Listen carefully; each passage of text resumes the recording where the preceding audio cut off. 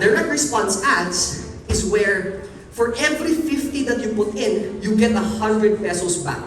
Ibig sabihin, if you cannot track where the money is coming from, if you cannot track what is your return on investment for every platform, then that's brand ads. Because probably you're running ads on social media, but you don't really know which ads is making money and which ads is not making money. Does that make sense?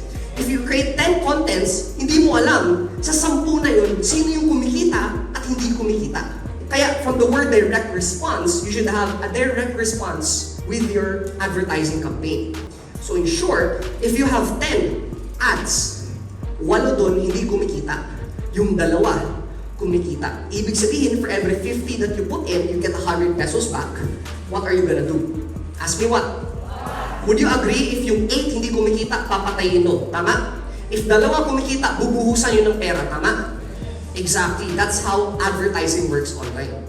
Gets nyo? The reason bakit hindi kayo kumikita, kasi yung 10 ads nyo, kahit yung 8 hindi kumikita, niraran nyo pa rin. So kahit kumikita yung 2, kinakain yung 8 yung profit nyo.